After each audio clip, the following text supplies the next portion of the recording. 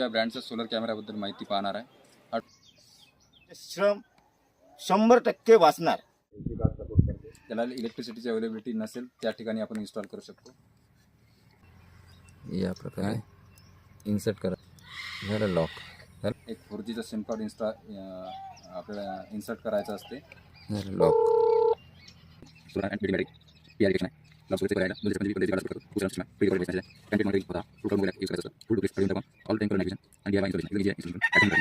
डिग्रीनं horizontal खालीवरी हा 90 डिग्रीनं पाहतो.